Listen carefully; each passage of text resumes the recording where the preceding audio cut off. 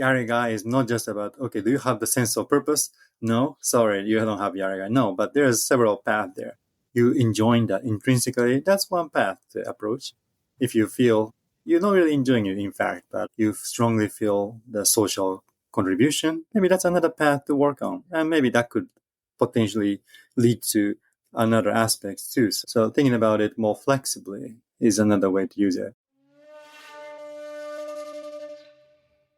I guess today on the Ikigai podcast is Dr. Yu Kanazawa, an associate professor at the Graduate School of Humanities at the University of Osaka. Yu holds a PhD in language, communication, and culture, specializing in language education. He possesses advanced and first-class teacher's licenses in English for both junior and senior high schools, as well as a first-class teacher's license in civics. With extensive experience teaching English as a foreign language to both remedial and advanced students across secondary and tertiary levels, Yu brings a wealth of practical and academic insight to his work. His research interests span emotional philosophy, cognitive psychology, vocabulary acquisition, and information and communication technology in education. Thank you for joining me today, Yu. Thank you so much. It's indeed a pleasure for me to participate in this podcast. And also, it's been nice seeing you in person a few months ago when you visited Japan. And also, thank you for finding my paper study about this academic Yarigai concept, about which I published a paper less than a year ago, and now I'm keeping on trying to develop it. Yes, it was good to meet you in person in Osaka. When it was extremely hot. That was in May, and we had some beers and dinner with your friend and fellow researcher. Was it Jana? Yeah, from Czechia. So congratulations on your paper. So as you mentioned earlier this year, you published a research paper titled Academic Yarigai Assemble, Uniting Engagement, Motivation, Enjoyment, Wellbeing, and Ikigai under Academic Yarigai.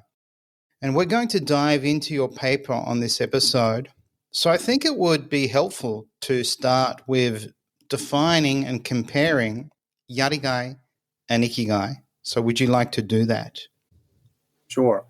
So one thing, Ikigai is, of course, a Japanese concept broadly defined as a reason for living or a purpose of life. It kind of embodies one's sense of meaningful existence. It's quite existential concept, I would say, characterized by some positive and optimistic emotions toward life, meaningfulness, proactive, hopeful attitude toward the future, and recognition of your personal value. Not just your own value, but embedded in society as well. So that's this deep sense of Ikigai, which doesn't have to be included to making money stuff, but some deep sense of doing or sense of living. Oh, because of this, my life is fulfilled. But Yarigai, so Yari means doing actually, it's a more situational, or the simplest definition of Yarigai is situational Ikigai, I would say. So this is a Japanese concept that can be defined as something worthwhile doing. So the focus is more doing than on living. It embodies a sense of intrinsic satisfaction, fulfillment, and even personal growth derived from activity engaging in specific meaningful tasks and roles meaningful in society as well. So the basic concepts or structure implications are similar or basically shared with Ikigai, but it's more situational, related more to some task that you're engaged in. And I guess as a result, Yarigai is used more commonly in conversational Japanese than Ikigai. I remember living in Japan and I'd hear the expression Yarigai garu, like, oh, that's something worth doing, almost every week, but I rarely heard Ikigai. So would you say you use Yarigai or hear Yarigai probably every week? Yeah, I think definitely it's more popular or linguistically speaking frequent than Ikigai. Ikigai feels more like some gerontological situation, like older generation. Oh, this is my Ikigai, sense of living Well, it depends on people, but like seeing the face of the grandchildren, for example. But like the younger generation, teens or 20, people in their 20s, what's your ikigai? Can sometimes be too existential, like deep sometimes. Well, they have enjoyed many things, but what is your ikigai? It's something difficult to answer sometimes. But Yarigai is quite possible. Oh, this is so interesting to do. But it's not just interesting, not just enjoying, but also meaningful, a little bit challenging, and also meaningful to yourself, society. So a lot of these things combine together. So definitely it's Ikigai related concept. Maybe the Ikigai usage comes with age and we gain this life wisdom, and then the smile of a grandchild or the sunset is something we value more because we have this knowledge of life and maybe we appreciate the smaller things. But it's very fascinating that Japanese have these unique words. What's even more interesting is people like yourself write papers on them.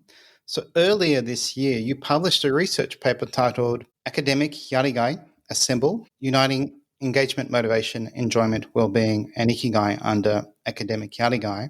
And your paper introduces the concept of academic Yarigai as a novel, comprehensive framework that integrates essential motivation and emotional constructs such as engagement, motivation flow, enjoyment and well-being in applied linguistics and educational psychology. And so you're a teacher of languages, mainly English. You're a very good speaker of English. Why did you see this need to build a framework related to language? That's a very good question. It's actually, there are several different people with different tastes actually though. Some people want to introduce new ideas. Other people want to try to like make it simple and simpler, like using Occam's laser stuff. Especially in this field, like language, it's called psychology of language learning field. Many people are interested already in learner motivation or learner emotion, especially like enjoyment or maximizing enjoyment, minimizing anxiety or boredom or different types of motivation or some identity or some ideal future self. So lots of concepts already out there. But one thing I noticed is that there are a lot of intricate concepts. I know there are a lot of those questionnaires trying to measure different aspects, like motivation. Motivation is divided into so many different aspects, like intrinsic, extrinsic, integrative, or instrumental, or maybe depending on different fields, it can go into like much even deeper, like self-determination related stuff. So trying to doing all these small things and then start dividing the concept. Okay, this motivation is related more to the academic success or something. That's also, of course, useful and pretty nice for research. But at the same time, I couldn't also help to feel and think all these concepts are so divided and intricately distinct with each other, but sometimes whether they are really practical or not. Research, very nice. You can publish more like elaborate paper about theoretically going deep into different aspects of motivation. But for example, a teacher try to check like students those different levels of motivation, enjoyment, and all of other things. Maybe it will end up asking them to answer like more than 100 items of questions and then you'll find the result, but that's not always useful. So something that's handy in one concept but integrating all these different important senses to enjoyment, flow experience, but not just enjoyment but some meaningfulness. Isn't there anything like that? And also I come to think, oh, this ikigai or yarigai, it's those important things. Everything is included inside. That's why I was interested in borrowing this idea, which is usually not used in language education, but in from this well-being study or those social well-being studies to this language education. So that's my attempt. You approach this actually by referring to something called the Ikigai 9 scale. So you created a academic Yarigai 9 scale. And actually on episode 12 of this podcast, I did interview Dr. Dean Fido, who worked with Dr. Yasuhiro Kotira to translate the Ikigai 9 and have it validated on an English-speaking population. Do you want to touch briefly on the Ikigai 9 and explain why you used that as the foundation to develop your scale? Sure. in order to make it a study, there should be some academically sound previous study. And for that, I found this Ikigai 9, which actually I found before COVID myself and thought it's quite interesting. So a lot of cases in my field, people are interested in motivation, enjoyment, but this Ikigai is not only focusing your own psychological subjective feeling. Of course, feeling happy is one, but also some motivation to learn new things or helping society, having enough room or space in your mind, many interests, many things you're interested in, or my existence is important for someone. Life is rich, fulfilled, or even self-development. I want to expand or develop my possibility or like potentiality, and also even giving some positive influence on other people. So, this is so good. It's not just about psychological, subjective well-being, but it's also about some social meaning. It's like embedded in society aspects. Actually, that's recent some cognitive psychology theory goes as well. Like there's this thing called like 4E cognition or cognition thinking. People used to think it's like computer machine stuff, but it's not. It's embedded in situations, social context, and also it's embodied.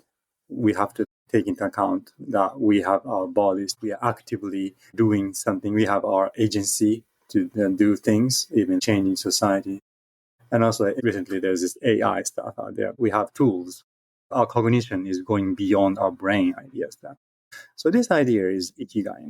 This is just not going beyond simple enjoyment or just motivation, but meaning more about those embedded being as ourselves and that's actively influencing society aspects. So these things must be incorporated, I thought. But like I said, ikigai can be too deep sometimes. So maybe making it more situational, Yarigai. Kind of try like nicely blend and also like different already used concept, plus including the importance of social or agentic element inside. I think that makes sense to use a previous validated study. And then I guess you were refining it in the context of language learning and making it more situational. I'm not a researcher, but I imagine that would be very helpful. Let's actually touch on your study because you did do a study with university students, and I believe you interviewed or had 47 participants who were Japanese undergraduate learners of English. So, do you want to share how you conducted the study?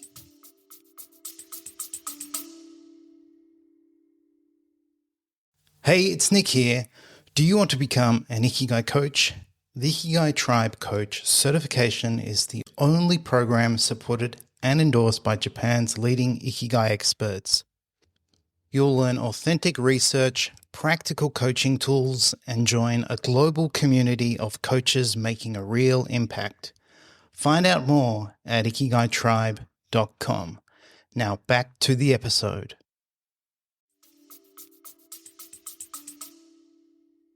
Well, 74 participants, basically asking them, so they are students learning English as a foreign language, and then asking them open-ended question basically about the activities. They know Japanese, they are Japanese speakers, so they know the concept of Yarigai already, or they must be using it in their daily lives too. So I asked them to think about academic. So this is important. Of course, they may have Yarigai with any other things, like video games, club activities, but it's specifically on study, research, or classes aspect. I kind of narrow it down in instruction. And what makes you feel Yarigai? I asked them. Basically, they were able to like write down their response freely. My classes were basically language learning, but I said it's okay with anything. And then asking them about those activities and also a lot of ideas out there. And also I asked them, what do you think is the important element that making your activity Yarigai field? So they are asked, facilitated to think about what makes this activity Yarigai field. And then they were able to just give some answers themselves. So basically, why do you think you have Yarigai in this academic activity? I asked them, And it's some free comment style of questions. So they were able to just think about that. And then they were able to just write down as many as they like what makes an activity Yarigai involved. So basically, I got the data and then kind of classified. Surprisingly, they quite well fit into those 7 different aspects of Ikigai 9. So that's something I come to notice. Yes, and from your study, you identified 9 key factors. So would you like to share what they were? And then I think later we'll get into more detail of specific examples of each. So basically, there are 9 factors. So they are both theoretically and empirically founded. I had Ikigai 9 in mind, so it's compatible with Ikigai 9 concepts. The first factor is intrinsic fulfillment. Intrinsic is actually the key. It's not extrinsic. Intrinsic is like from inside yourself, you feel meaningfulness. Another thing is curiosity and intellectual stimulation there. And this is about something called epistemic emotions, actually. I want to know more, like some surprise, curiosity. Or it can actually have some confusion too. So that's another element. And the third factor is personal growth and self-development. It's kind of like more temporality here. It's not just you enjoy it here, but because of this, I think I become better or I'm more educated or through doing this, I'll know more, I will grow. So that kind of sense of personal growth is there. And the fourth factor, social contribution. It's not just you are happy because you enjoy it, but you're helping society. The fifth factor is engagement and flow. Engagement is actually something which is multifaceted, but maybe flow is a better idea. Flow is this famous Hungarian Mihai Csikszentmihalyi professor. His idea, like forgetting about time, absorbed into it, is something which is not completely only cognitive, but quite deeply emotional. You're so much engaged in something. So that kind of like forgetting about time element is there. And then sixth factor is recognition and appreciation. As a result of your activity, you are acknowledged, appreciated, or sometimes praised by others. It doesn't have to always be praised, but it's kind of related to social. Your activity, your study is recognized, acknowledged, and appreciated. Seventh factor, overcoming challenges. So here, like just simply emotionally put, over challenges is actually some negative side, some stress, some difficulty. But the experience of overcoming those challenges will give you some deep sense of meaningfulness or yarigai in this sense, deep satisfaction. An eighth factor, application and real world relevance. It's another kind of similar social idea, but what you do is useful or pragmatically helpful for the future as well. It's going to be related to society or even some better practices. It doesn't end just in class. And the final ninth factor is a sense of purpose in learning. It's a little bit overlapping here, but you clearly have the goals or understand the purpose. Oh, I do this. So that kind of sense of meaningfulness, sense of purpose, clear purpose, that's also another element there. So these 9 factors put together, this academic Yarigai concepts is consistent. Yeah, when I looked at all of these factors, I was thinking, wow, this is very relatable to positive psychology, personal growth, self development, flow, social contribution, intrinsic fulfillment. Even maybe overcoming challenges could be related to, I guess, existential positive psychology, where we gain a stronger sense of identity and realize we're capable of more. So, yeah, would you say it's very relatable to positive psychology? Yeah, definitely. There's this paper that I published in 2019, which is going like beyond positive psychology. But the idea is actually positive psychology, but more about some positive psychology 2.0, I would say. I think there's another book published in 2015 or something called like Second Wave Positive Psychology, actually.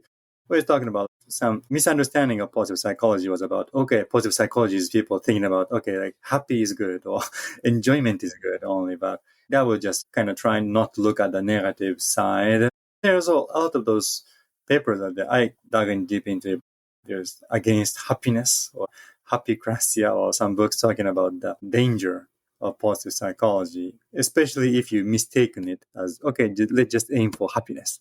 Let's just aim for enjoyment or pleasure. So, but it's not just that, it's more like eudaimonic stuff, like deep existential sense of meaning. In that sense, it's not like against positive psychology, but beyond the original positive psychology and it's like in its misunderstood form. So this can be regarded like well-being, of course. So it's related to some more comprehensive positive psychology idea, I would say. But yeah, it can go a little bit more than this sometimes. It's related more to this positive psychology 2.0. Yeah, I did a diploma of positive psychology, and the three key learnings was up until fairly recently, psychology was all about solving what's wrong with people and sort of getting them back to normal. Then, yeah, positive psychology was this focus on what makes your life worth living or fulfilling or meaningful. Maybe that was misinterpreted as what makes you happy. But yeah, we obviously can't always be happy, and challenge or even hardship can result in something positive or learning or growth. So, yeah, I think that's a valid point. When we say positive psychology, we're not saying you're always positive and happy. As you mentioned, it's more about eudaimonic well-being, meaningful well-being, a deeper understanding of what makes your life worth living, and certainly challenges or hardship. We suffer. We're kind of born into suffering, so we have to learn how to deal with suffering and still find meaning and purpose in that. So yeah, like Ikigai, positive psychology's kind of been misunderstood. Yeah, exactly.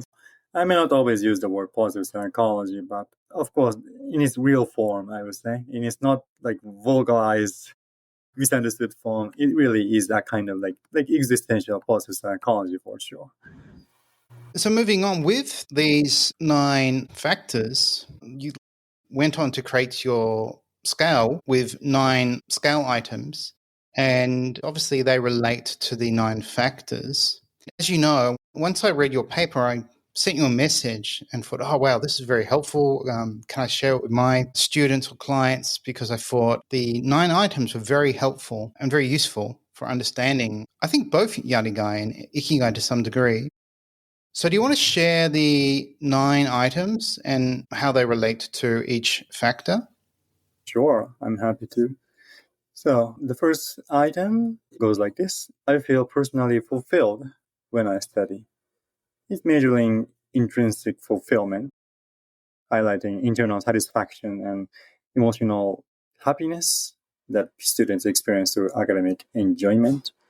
And this is closely related to this Ikigai 9 item. I often feel that I'm happy.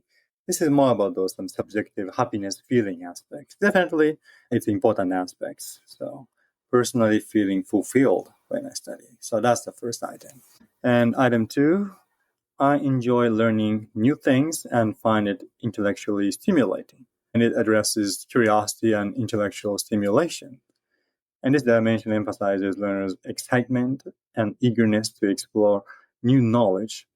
And this is aligning with the Ikigai 9 item. I'm interested in many things, actually. So this is more about some diversive curiosity, want to know more, want to explore more. And also psychologically speaking, or philosophically speaking too, this is related to this epistemic emotion. You feel surprise, prediction error, and you want to know more. And that's the basic biological mechanism of higher order being cognition, backed up by the famous free energy principle theory. So, especially, I think this is also important. Not just positive emotion, but surprise and curiosity. And item 3, studying helps me grow as a person and develop my abilities. Targeting personal growth and self-development factor. Reflecting, of course, how academic activities foster a sense of progress and self-improvement. Corresponding directly with Ikigai 9's item, I'd like to develop myself, emphasizing continuous self-improvement as central to academic Yarigai. And item number 4, I believe that my academic learning can contribute to society in the future.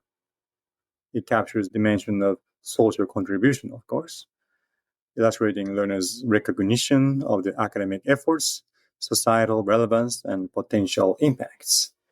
And this is, well, correlating closely with Ikigai 9 item. I feel that I'm contributing to someone or society, of course.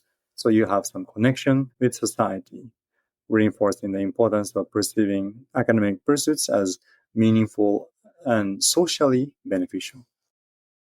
It would have been lovely when I was a student to have this perspective when I was in high school, but I really struggled in high school.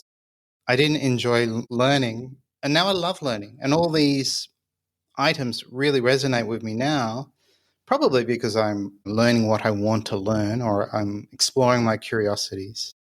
It would be wonderful if all students kind of felt some of these items in their study of language or anything. Yeah, anything, that's right. This can be kind of off topic, but maybe some teacher may just focus on like enjoyment or fulfillment. But there are all different aspects there. So ikigai, yarigai is not just one. So there are social meaningfulness or acknowledgement. So these things all involved. So it's good for not just teachers but also students to know in order to make them feel, regulate themselves to feel more yarigai, ikigai. What is lacking? Or maybe this aspect of yarigai I still don't have. So what is yarigai I can find? Maybe that's a good way to go rather than just trying to like motivate yourself simply. I don't like it, but I need to like it. No, maybe you may like some social significance. So item number 5 to continue, I think. When I study, I feel deeply engaged and lose track of time. Definitely reflecting the flow, Csikszentmihalyi flow theory and engagement, I would say. This item assesses the deep absorption learners experience, potentially aligning with Ikigai 9 item. I have room in my mind. This one is like not completely corresponding, but you have enough room. In order to feel those deep sense of flow, you must have enough resources or some enough cognitive reservoir left that you can utilize to explore more. So in that sense, you have enough room in your mind. In Japanese, it's called like yutori, I would say, in mind. Mm. People sometimes criticize yutori as yutori education, actually, though. I'm an educational background, so I can say, but yutori education is like Japan, like Asia. People tend to just focus a lot on like cramming too many knowledges in high school. There is some educational reformation and having people should have more room in their mind, like yutori, like more time. And also instead of cramming too much, but they need some time to think deeper or choose what they want to learn more or something. So it kind of echoes that too. So if there are too many things to study, maybe they cannot feel flow sometimes, especially with proper amount and also proper like space in mind.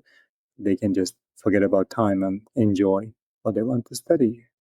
I remember reading about Utori generation, and there was this intention to give them less homework, and it failed because they didn't change the testing system. So at the end of these school year, all these students were failing, and then I think they're in their 30s now, maybe in their mid to late 30s, this generation of Japanese, and often if they go for job interviews or something, and then their potential employer realizes they were part of that generation, there's some prejudice, and they think, well, oh, you were part of that lazy generation who didn't study hard enough.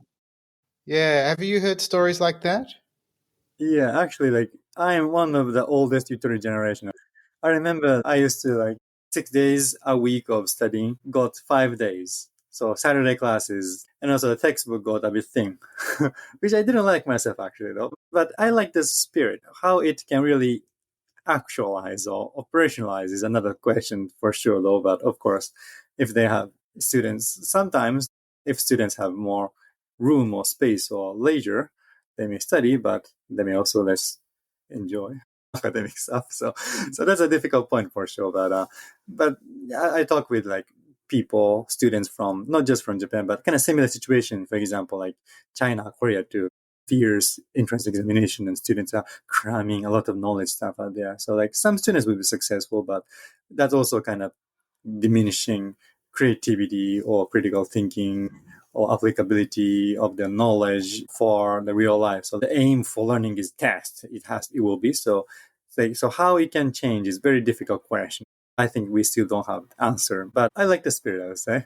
Of course, some people may have those flow experience with fierce cramming, but usually my observation, if they are too much imposed on so many things to study, they may just be overwhelmed by those things and they no longer have enough space, room in mind. They need some room, but maybe some facilitation to focus on learning. I know some students just want to spend more time reading manga or video game stuff, which is not always bad, but of course, if you do that too much, they may end up not studying well. That's tapping into the very difficult question that we still don't have an answer to. That Utori has its own good side, I would say. I wouldn't say it's everything is good, but the spirit is good. Okay, item 6. I feel motivated when my academic efforts are recognized by teachers, peers, or family. Assessing the recognition and appreciation aspects, highlighting the motivational significance of external acknowledgement, and it corresponding to Ikigai 9 item. I think that my existence is needed by something or someone. So how external validation reinforces learner's sense of purpose. So it's kind of contrastive to the first item. It's like intrinsic fulfillment. You enjoy it because that's meaningful. You feel meaningful. But there's some nice balance needed, like intrinsic motivation versus extrinsic motivation. People usually say intrinsic is important. Extrinsic is like some candy or whip situation. So that's not very good, they say. But also, if you just enjoy it, but it's not acknowledged by anyone, well, there's some genius doing those unacknowledged study, and then 100 years later, it will be appreciated. These things happen, but usually you should get some proper acknowledgement about some evaluation. So there's some aspects of external validation needed. So that's echoed here in this item. Item 7. I feel a sense of accomplishment when I overcome difficult academic challenges. This is about overcoming challenges, definitely, literally, for this factor. And also this reflects the satisfaction derived from the successfully navigating academic difficulties. Kind of mirroring Ikigai 9 item, my life is mentally rich and fulfilled. There's this concept of psychological richness proposed. There's happiness of life or meaningfulness of life. But also, there's one more thing, like richness of life, proposed 10 years ago. This richness is not just about you have a meaning, but you have a positive feeling. But there's this third different dimension, like talking more about the rich experience, more emotional intensity. It doesn't have to be positive. Sometimes some negative emotion can also be intensified too. But as a result, reflecting on everything, this was so meaningful. And then this was so rich, so kind of sometimes dramatic, but it doesn't have to be completely dramatic too. So this rich experience is also echoed here. And also that's this positive psychology 2.0 stuff. Positive emotion, not just positive emotion, some kind of trouble, challenges, confusion, overcoming difficulties in the long run, leading to very eudaimonic experience. It was tough, but so nice to remember. Item 8 is I can see how my academic knowledge can be applied in real life situations, emphasizing the application to real world relevance, assessing learners' perception of the practical applicability of academic learning. It aligning with Ikigai 9 item, I believe that I have some impact on someone, real world relevance, highlighting the real world applicability, enhancing the perceived value of academic activities. So here is, of course, related to social, but it's a bit more about agency, I would say. You are active agency, the agentic thinking. You are studying not just to absorb knowledge like a sponge, but also to use it to sometimes even change the society into a better world or better place. So it's some pragmatic spirit in here as well. Yeah, that one stood out for me as that's Yarigai. Like, where's the relevance? How can we use it in the real world? It's not just something we might talk about or discuss. It's like this application. So I thought that's a strong element for Yarigai. Yes, definitely. And also for well-being as well. So it's kind of mixture of all behavioral, cognitive, and emotional aspects. Well, another thing is, for example, engagement and motivation. People often divide into cognitive, emotional, and behavioral, and then separately see things. But for example, this aspect is everything. So it's partly behavioral, backed up by emotional and cognition. So this thing is maybe one good example showcasing how these concepts cannot really be dissected to my psychological concepts here. So this is kind of holistic in itself. Next one is the final item. Item 9 is I understand how my academic studies align with my long-term life goals, measuring learners' sense of purpose in learning and goal alignment, potentially corresponding with Ikigai 9's item, I'd like to learn something new or start something, suggesting how clearly articulated academic goals connect meaningfully with broader life ambitions. So here, like maybe this start something, like academic, especially useful for students. Of course, they can think about some future goal that has nothing to do with academic pursuit, but ideally they're studying at university, for example, so they should connect it, their long-term life goal, with those academic contents there. And that will make it deep sense of Yarigai. Yeah, whenever I see a sense of purpose now, I tend to think of the work of Miyako Kamiya, and she wrote extensively on this in her book.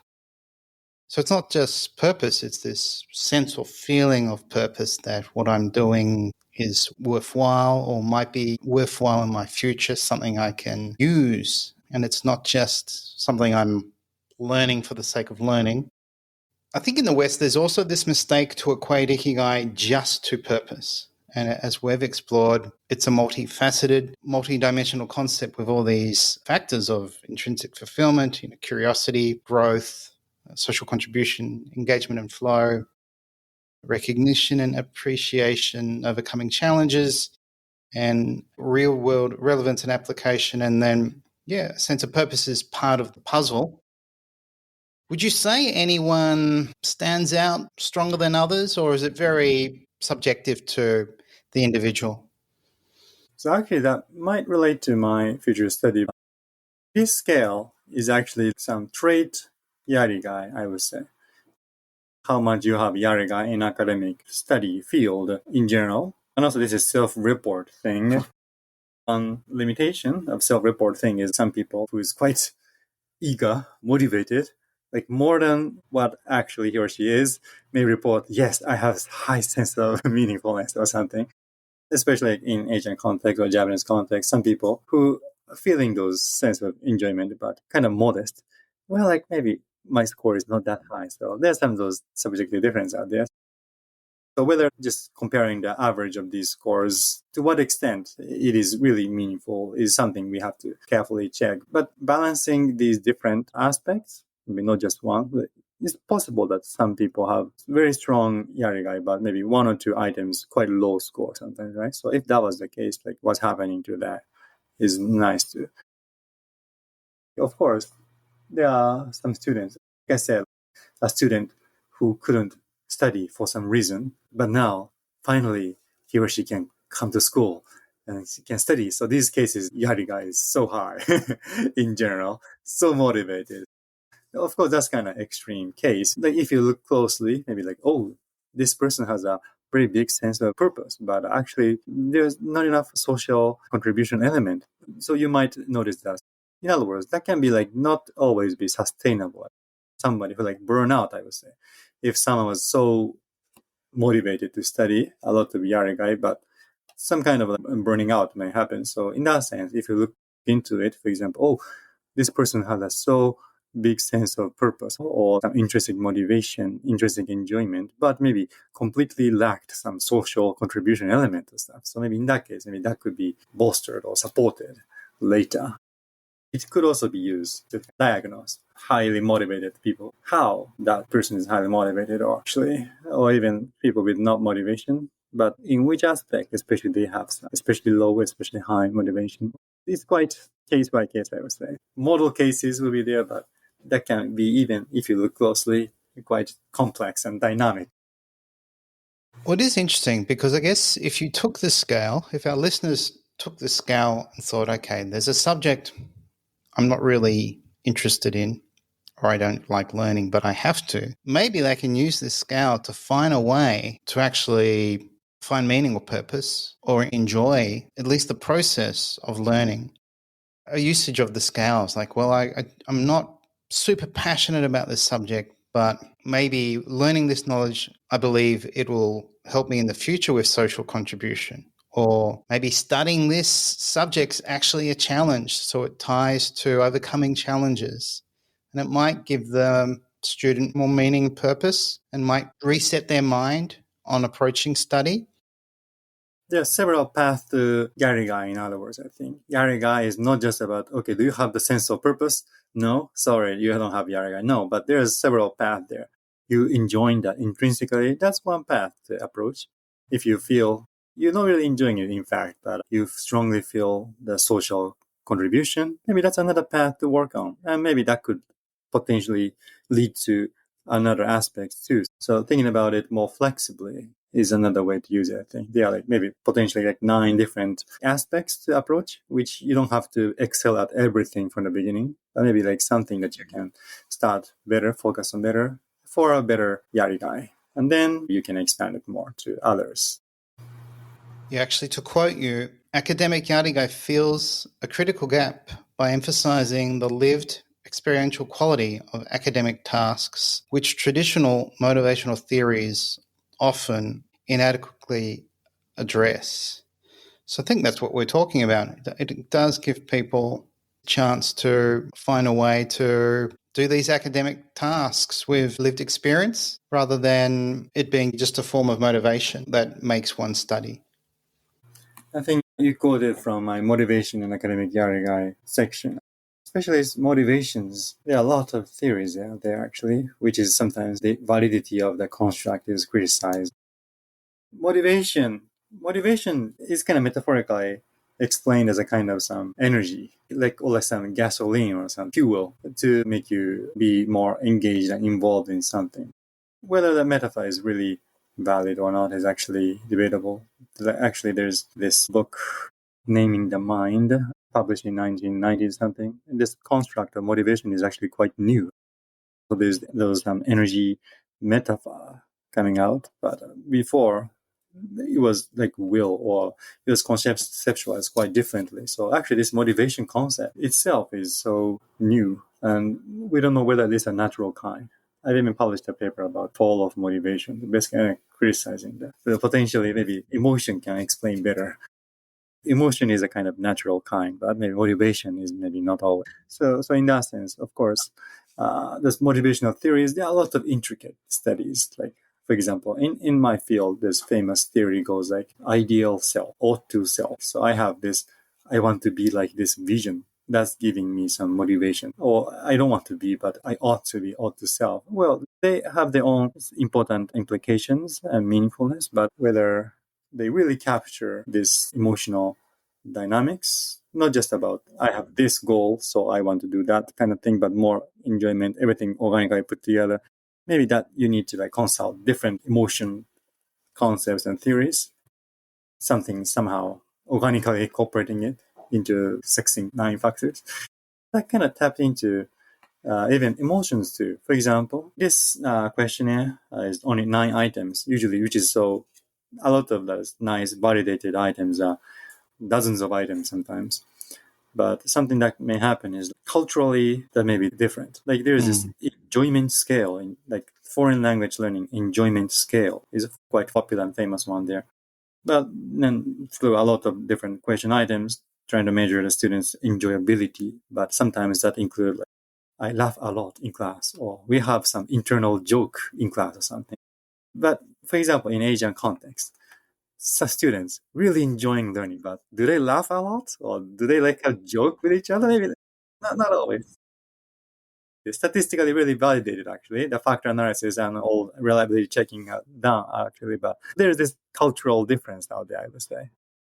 Of course, trying to like more carefully grasp the idea of enjoyment itself has some potential limitation, I would say. For example, like some quiet students really having sense of learning, enjoying it, but not really laughing or socializing or enjoying. Maybe they'll score for those parts can be lower. So kind of trying to like incorporate a lot of items has its own limitation. Statistically is really important, especially like diagnosing or like utilizing it as a guideline. So this academic Yarigai scale, 9 item, is not only about those scale to measure students' level of Yarigai, but kind of like 9 important aspects for them or students or teachers to think about. So in that case, maybe it's also possible to increase items more and more. Like for example, one factor like 5 items or something, but that's going to be like quite long list of survey. But of course, to start with something as succinct like this, and then basically one factor, one statement, and whether they can reflect on whether they have this already successfully accomplished or not is maybe more useful, like qualitative psychologically rather than quantitative psychologically speaking. Yeah, I remember reading one of the reasons why the Ikigai 9 scale was created was these researchers realized, the original authors of the paper realized, we're using all these foreign scales to try and measure Ikigai, like the meaning in life scale, the purpose in life scale, when we should really be measuring Ikigai in the context of Japanese culture. So I think that's part of the reason why they decided to make the Ikigai 9 scale. And then one thing I've noticed in many scales, there's usually some form of control question where there's a sort of a negative statement. But I noticed that's not the case with the Ikigai 9. And I also know that the people who learn it find it very helpful for engaging in discussions, coaching conversations. And I'm kind of amazed that obviously in daily life, we don't talk about these subjects or themes because we're busy with life. And most of the time we complain about things. The scale, obviously the Ikigai 9 and now your scale, gives us this opportunity to discuss obviously learning or life with these different angles, contribution or growth or these inner states. Do I have utility? Do I have this mental space? Is my life fulfilled? I guess one question I would ask is, what's your advice for teachers or coaches with this scale to help their clients or their students? It's a very good question, actually. That's kind of like more answering not as a psychologist, but as an educator myself. Like I said, so, well, like one further study for this paper is actually this academic Yarigai 9 scale. Ideally, there should be more validation, reliability checking, but that could also mean more factor analysis and maybe there should be more items and it's going to be kind of maybe longer, more complex, I would say, which is psychologically good. But something I think is good is already in its form, like these 9 items, like not using it for statistics or quantitative study, but qualitatively. So think about them like 9 important elements of successful Yarigai or academic Yarigai. So we don't have to use it for this Likert scale 1 to 5 questions. Whether do I have or does the student or does the client have intrinsic fulfillment, curiosity, intellectual stimulation, personal growth, self-development. So there are like 9 gates or like 9 approaches to more organic Yarigai. This Yarigai is quite holistic concept. Of course, there are a lot of ways to more dissect psychological sense of meaningfulness into more like diverse factors. But this Yarigai, like organically trying to incorporate these things, everything. So these are not consisting of 9 pieces. It's not a cake, right? It's not like 9 pieces put together one whole cake, but it's more like 9 entrance, I would say, like 9 gates, I would say. And then inside it's quite well like mingled together. So like that's statistically speaking. So they are kind of overlapping or like it's maybe some superfluous ideas. So there's the limitation that can be scientifically speaking. But so like which gate you start with, for example, you really absorb and you forget about time flow. I mean, that's maybe a nice way to go into it. Or maybe you have some challenges, maybe trying to start with the overcoming challenges and trying to couple it with some other personal growth element or fulfillment growth element, and then like trying to like mix it well. So these things, these areas are more about art than science. But in order to do art too, there should be some good conceptual guidance, I would say. So these 9 factors, I believe, can work as pretty good coaching or teaching some ideas. Okay, how can I make or help this client or student more fulfilled or like utilizing this concept Yarigai field. Maybe this person is weak in this factor, so we should work more, or this student already having some strong something. Well, this factor is quite strong, so maybe helping, utilizing it as a guiding light, and then like other, but trying to supplement it with other factors or something. And then that will be, I think, more related to some sustainability as well. Of course, it's like sustainability is kind of quite recent, like buzzword in many fields, but academic sustainability, like avoiding burnout, I would say, to maybe if you're somebody very strong in Yarigai, if that is supported only by one or two factors, if that factor kind of no longer is so powerful, maybe the person may experience some burning out. So in that sense, while you have enough power or room in mind, try to like expand your Yarigai network. Someone, for example, really enjoying, but not just enjoying, but trying to helping it, connecting it more to social contribution or more challenging, overcoming challenges. And after that, for example, even when the students or the person's intrinsic enjoyment fulfillment element decreased for some reason, if they have other important factors, they can just keep on their Yarigai involved endeavor more sustainably. So in that way too, this can be used. And also like these things are relatively intuitive, I believe. So how to interpret, so it can be not just academic, I would say. This is a situation for like university students. I made it academic, but well, it can be depending on some professional situations or whatever, or maybe this adjective academic could be replaced with some other things, like depending on who the client is or the students are. So I believe this can be used like that to like as a diagnosis conceptual tools for holistic and sustainable Yarigai field uh, endeavor. And that definitely leads to well-being or like well-being of their lives. Like I often use this, not a metaphor, but some people seriously study, but after 5 p.m. or something, they just forget about, oh, okay, now it's about the time to enjoy, which is nice. But ideally, like I'm a kind of person who try to put life into what I do, like put life into what I study. So not just, okay, it's time to study. Okay, okay, it's time to just relax, completely separated. That's nice. There's no criticism, but for a life to be more holistic, I would say, what you do, what you love, what you feel, yariga involved, that will make it pretty like, so it's not clear separation of leisure and work.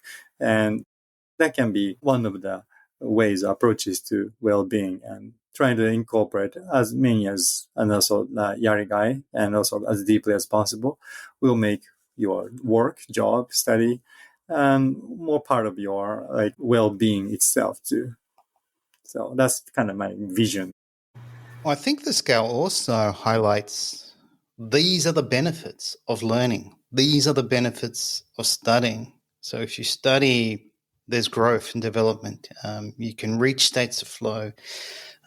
You can learn something and then maybe apply it and have some real world relevance or usage.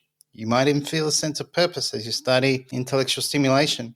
And I think the more we learn, it's a good thing. You've obviously spent a lot of time learning English.